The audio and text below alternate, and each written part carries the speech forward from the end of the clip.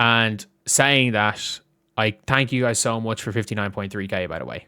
Thank you guys so much. If you are new to the channel, please subscribe. But, and if we could get 500 likes on this live stream, that would be great. That'd be absolutely great. I was like, we're at 500 likes. We have 5 times a video. The Fever need to trade Caitlin Clark. I think we've seen enough that we're not going into conspiracy theories. We're not talking bullshit sabotage. We are talking about two styles fighting against each other, and it's not going to work. It's not going to work. We know it's not going to work. It's not going to work.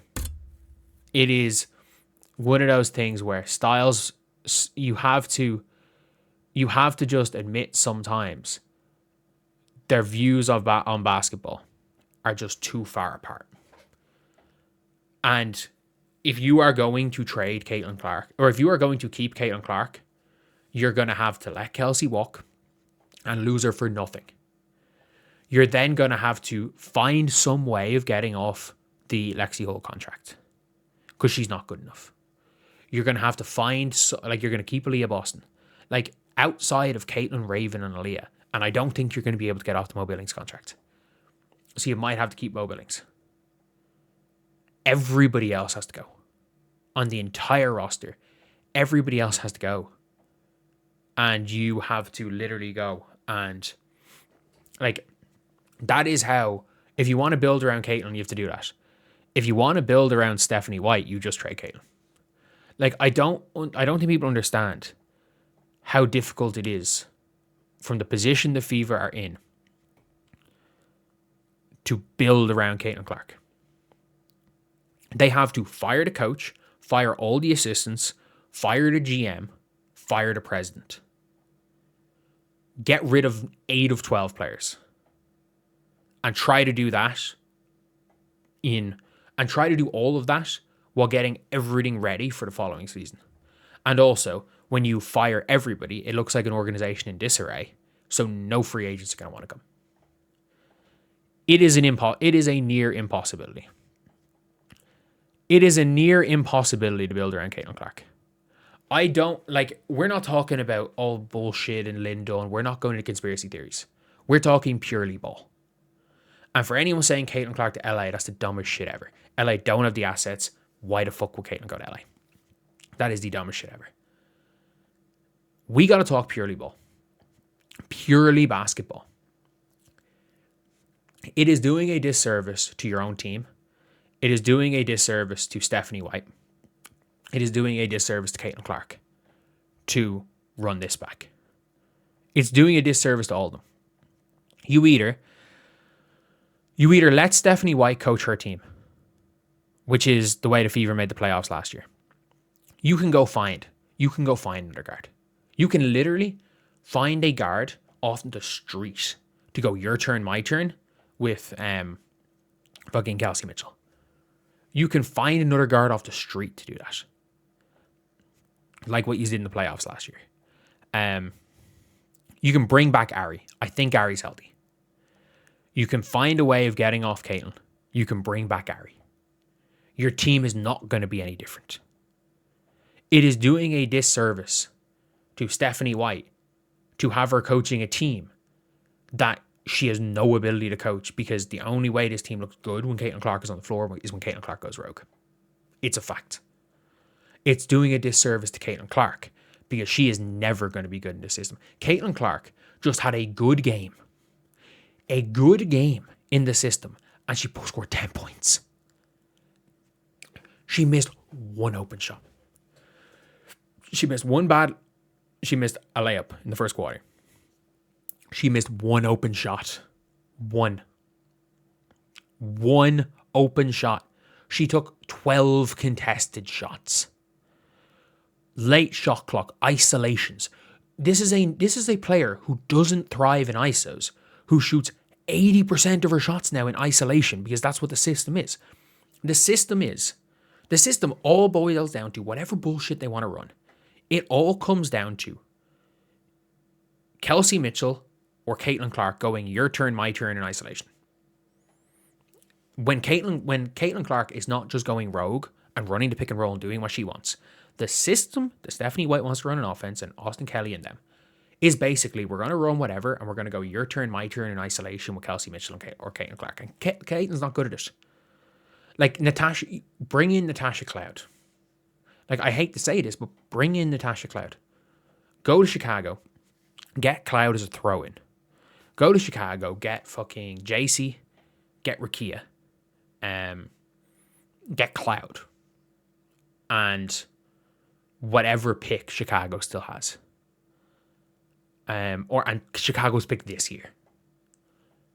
Like, it's one of those things where it's like, you're basically rendering Caitlin Clark just another player. And the scariest part is that unless Caitlin Clark goes rogue, and you don't want from an organizational point of view, you don't want your star player having to go rogue on a system. You just don't. As a coach, you don't want that. It's unfair on the coach. It is unfair on the coach to have a star player who's only good when she goes rogue. It is unfair on the player to basically be a passenger and standing in that corner and having to go rogue. It's unfair on everybody. Do you want to know the only person who this is fair to? Herb Simon, because he's cashing them checks. There is no basketball reason why Caitlin Clark should be on this team. There is no basketball reason. It is doing a disservice. Like, Caitlin Clark is a bad role player. She is a bad role player. And Steph White wants Caitlin Clark to be a role player who can score in isolation. They are basically, in an ideal world, they could clone Kelsey Mitchell. In an ideal world. And if they could clone Kelsey Mitchell, they'd be a better team. Fuck it. You want to know what you do? You call up the Dallas Wings. You call up the Wings. And you're like, okay. We're going to do the craziest shit ever. We're going to pair up Kelsey Mitchell with Arike. Okay. You give us one of your minimum contract. You give us Zaza James. So we get another Kelsey Mitchell coming off the bench. You give us Zaza James. You give us the Aces pick. You give us your first round pick. And Arike. You're taking our Mo Billings contract. We're giving you Caitlin. Caitlin Paige Bueckers win the fucking title. With Wack and Jess Shepard, they win a title. Like, you've got to... Amber, Kelly, you're doing a disservice because your team is not going to make it past the first round right now. Your team's not going to make it past the first round. You fluked the playoff run. This team might not make the playoffs with Caitlin Clark. Ironically, if you just take Caitlin Clark off this team, you have a better chance of making the playoffs. Or if you fire Stephanie White. But you're not going to fire Stephanie White. Because you would have to fire Stephanie White and get rid of half the team. You'd have to fire Stephanie White, trade Kelsey Mitchell, and get rid of half the team. It's one of those things where you have to make a choice. And there's no more, this is okay. We'll figure it out. No, you won't. This is a situation now where I'm telling you, no, you won't. You will not figure this out. You will not figure this out. I'm telling you for a fact, if Stephanie White wants to keep playing like she is with this system and trying to make games ugly, which is what she wants to do against every good team she's ever coached against, she's tried to drag them down to their level. If she feels a team is better, she's going to try drag them down to their level. If you want to do that with Caitlin Clark, it's not going to work. It's like putting Stephen Curry on the... It's like replacing Chauncey Billups with Stephen Curry on the 04 Pistons. Stephen Curry's 100 times better than Chauncey Billups. The 04 Pistons were better. Like, the 04 Pistons would be better with Chauncey. They just would. If you tried to replace... I'm just trying to think of a better, quote-unquote, better player. Like... I was thinking of a better player that a replacement will make a team worse. Like, Steph's a bad example. Fuck it, Steve Nash. Steve Nash is one of the greatest point guards of all time. If you replaced Drew Holiday on the 2024 Celtics with Steve Nash, the team will get worse. Prime Steve Nash, the team will get worse because they don't need that. It's not what they need. It's not about who's a good player and who's not. It's about what a team needs. And the only reason why we're having conversations right now about this is because of who Caitlin Clark is and how much money she brings to the Fever. If there was no money situation, if there's no money involved and there was no box office involved, and by the way, Caitlin Clark is not good to watch. It's not fun to watch right now. This team's not fun to watch right now. Other than the 4 minutes a game she goes rogue, this is not a fun basketball team to watch. This is not a fun basketball team to watch. I'm sorry, the money's going to dry up in the next year. Like, I'm telling you, you're not going to sell your season ticket in 2027. Caitlin Clark being on your team or not. Like, you're more likely to sell tickets with you're more likely to sell tickets by making a playoff run without Caitlin Clark than you are when the Caitlin Clark hype is well and truly gone. If you're Caitlin, you gotta take into account that your shoes. This is the most important year of your career. You've been injured. This is the most important year of your career. Your shoes coming out. And look, I think we're going to see Caitlin Clark average 14 points per game this year. Like, I think we're going to see Caitlin average 14.